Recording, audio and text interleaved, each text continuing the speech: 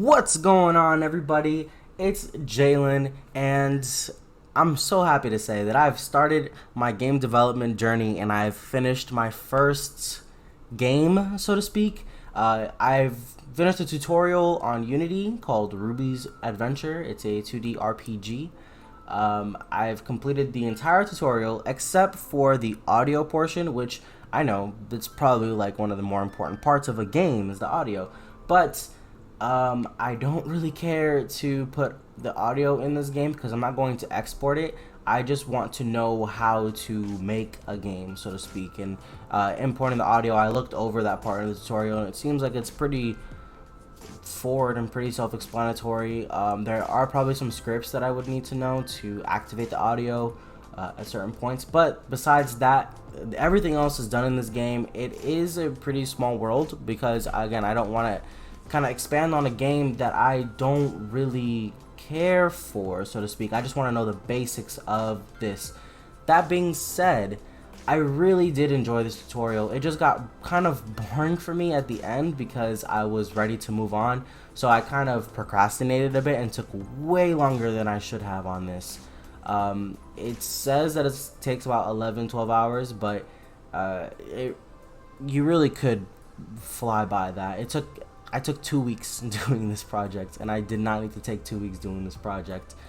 Anyway, this video is going to be about kind of my experience with the tutorial and how much I liked it, what I didn't like of it, etc., and kind of just going through and whether I think that you should spend your time doing this. I am a novice, I am a beginner game developer, so my advice is only goes so deep. But anyway, let's get started.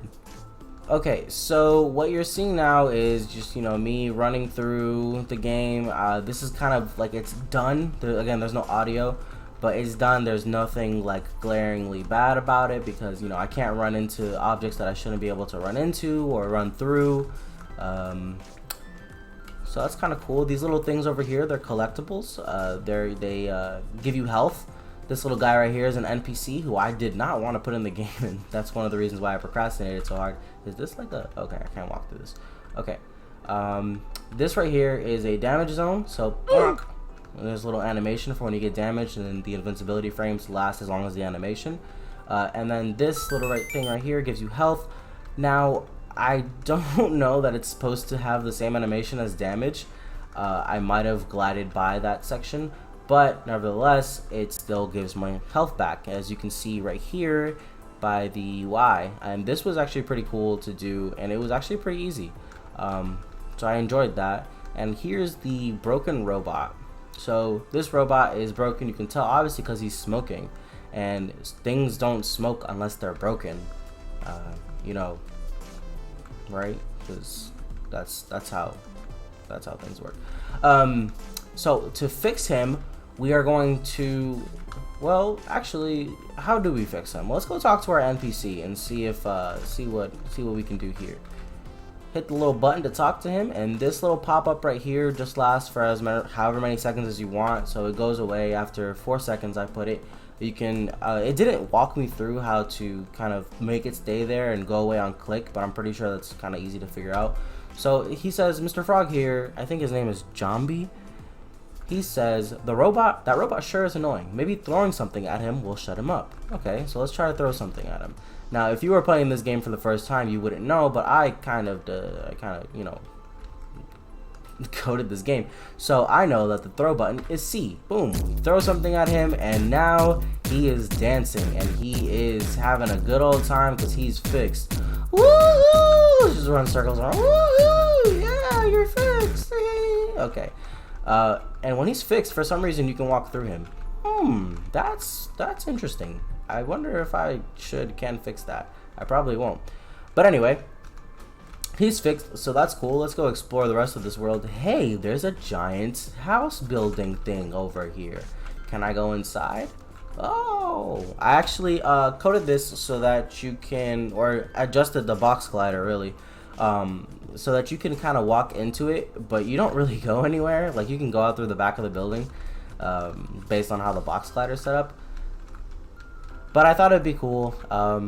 if I ever really did want to do anything with this, I can I make this an entrance into a different level. Maybe it's blocked and you have to like fix the robot first and then you go on to the next level. That would have been kind of cool, but I didn't do that. So yeah, I just wanted to walk through kind of the finished version of this game. As you can see, the world that you can actually explore is a little small. Getting the camera to do this was actually one of the hardest parts of this tutorial, and it was because a button wasn't clicked on my main camera. Let me see if I can figure out the button. Oh, the projection. The projection was on perspective, and that like was hella, it made things like hella annoying. And you see how you can see the back of this world? I was doing the part of the tutorial where, you kind of are supposed to make it not that way, but it does it anyway. And I was like, bro, why? And I actually read one of the comments, and you guys changed the projection from perspective to orthographic, and that will stop the camera from moving there. So that was one of the hardest things about this tutorial. And if that's pretty much, that was literally the hardest part of the tutorial. So let's walk through what the tutorial does. Okay, so this tutorial, I think it's a really, really cool tutorial. It teaches you from the ground up, as if you've never opened Unity up before, and this little tutorial right here just teaches you how to, install it and how to open up the project and all that good stuff. Then it literally just jumps into the meat. You get your first character. They do give you all the designs for this character. They're not going to expect you to like design a whole character and design a whole world. So they give you all the art. That's one thing. And I don't have a problem with this because not everybody's going to design their own art for their games. They're going to either outsource or they're going to get it from the Unity asset store or something like that. If they're not designing their own world, of course. If they're designing their own world, then that's completely different from developing a game. So it jumps right into the main character in the first script, and in this script you teach the character how to walk, you place the character, and I think that's pretty much it. But I found, like, I just really liked how it just got into the meat and didn't dilly-dally. This tutorial teaches you how to change the inputs and how to, like, change the speeds and all that good stuff. Then this goes into tile maps. This is one of the most important aspects of designing a world. And tile maps makes it super easy on Unity. I did kind of struggle with this at first because this isn't my first time working in Unity. I tried to do some Brackeys tutorials I think a year ago. And it was like, there are some things, and tile maps is one of those things for me, that I need things broken down like step by like specifically. And I did tile maps on Brackley's tutorial, and that's where I got stuck, and I just never went back. I was like, I'm not dealing with this, and it took me a while to figure out even with this tutorial. So I don't know what it is about tile maps, it just didn't connect with me, but I figured it out nonetheless. I figured it out, and it was smooth from there. And then teaches you how to place certain things, how to make sure you're not walking through boxes and walking on water and all that good stuff, and then gives you some hey, do what you want. Obviously you can do what you want. Sorry, so this doesn't teach you how to block movement. This does. It has a whole section on just kind of, like I said earlier, just making sure you're not running into things you're not supposed to be running into. Then it teaches you how to collect things like the health, and you could add in some of the other collectibles that it has there for you, but it tells you to do that on your own. So besides the health, there's other things that you could collect that the game has assets for. I just didn't put it in because I just wanted to know how to do these things, because I'm going to start designing my own project that I'll talk about later in this video. So next is the damage zone and enemies. Here you design the robot, and you don't design the robot, you place the robot in the scene and kind of make him like walk up and down and stuff like that, and make him do damage. And then you also do this damage zone, like I said earlier. Then you go into sprite animation. This was one of my favorite things, the thing that I was looking most forward to in this tutorial, how to do animations, and they explained it pretty good here. I spent a good amount of time here because I wanted to make sure I was doing it right. I wanted to see what kind of customization I could do, just all that kind of stuff. And I'm really impressed with Unity's animation. And again, I'm just a beginner, so I don't know how much how I'm impressed goes to you guys. But anyway, you move on to the projectiles, which is that gear thing that I threw at the robot. I wasn't too impressed with that. That was very bare bones, but it is cool that you know, you can make a projectile and you can throw it, and I'm pretty sure there's more things that I can do with that. But anyway, this camera, yeah, I spent a lot of time on that. Particles, I probably should have spent more time on this. At this point, I was starting to get like fed up. I just did not care about anything. I was like, okay, I pretty much got everything that I wanted out of this tutorial, but I did want to finish it for the most part. So I did the particles and made the robot smoke. I was going to make the gear like one of these particles, but I didn't. And then the heads-up display, what is pretty cool. Definitely wanted to do that, so I definitely did that. And then this one I pushed off for a few days. The dialogue raycast, it was really easy. It just makes sure that you're facing the character so that way you can interact with it, or you know, if you want to do it with an interactable like a chest or something, you can do that too. And then a text box appears and you put in whatever text you want. Now I'm sure that I can do some animations to make it seem like it's reading. This one was very basic. It wasn't even one of those ones that, oh, you can press this button to move on. No, it just stays there for a certain amount of time. It said 4 seconds, so I just left it at 4 seconds. And then I looked into the audio thing, and it seems like it's pretty cool. It seems like it's pretty easy.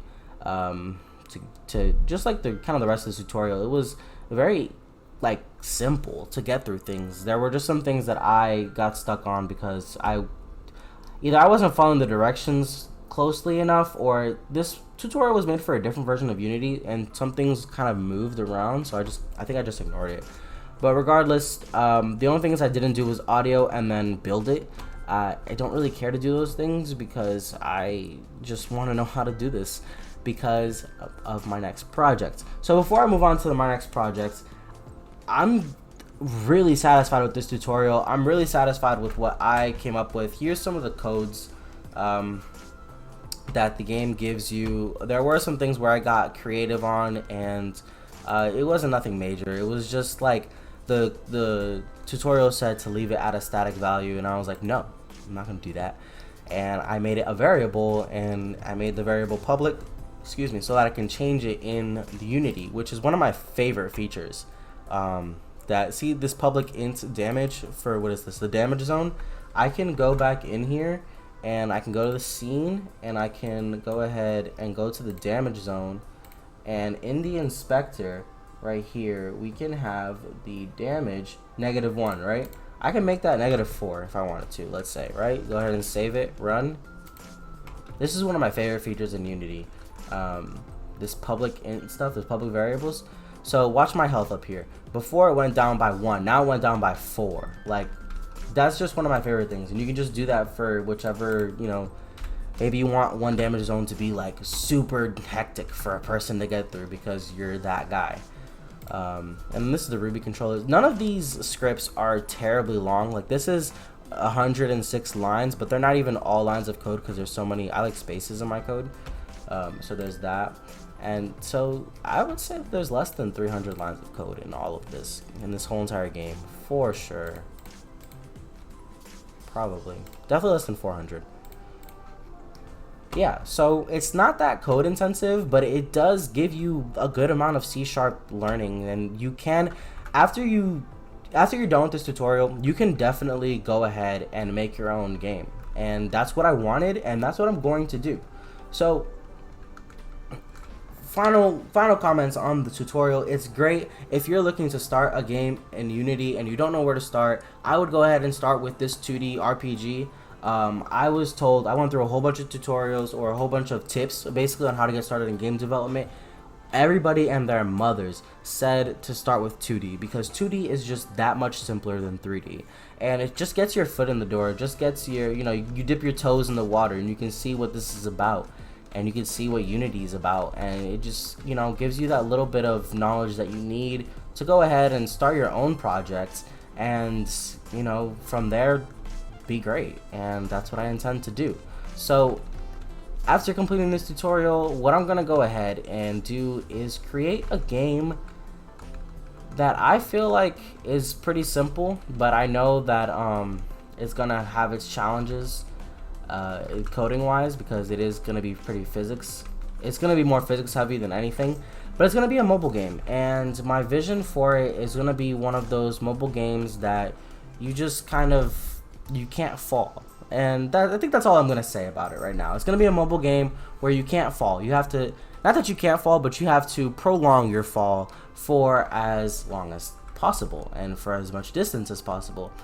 And yeah, if you guys are excited about that, then go ahead and give me a sub, hit the bell icon, because I'm gonna try to stay updated on this channel as much as I can. I want to do weekly videos on this channel.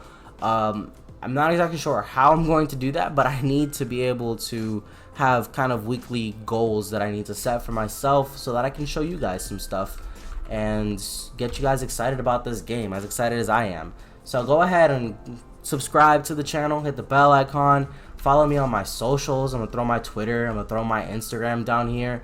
I will definitely attempt to post more on there, because right now I don't really do that. And yeah, just leave a comment of what you guys are excited and what you guys think this game is going to be like, and maybe some tips or advice on what I should make. And yeah, thank you guys for watching this far and watching me run around and do nothing in this world. But I'm definitely excited. So yeah, I'll see you guys next time.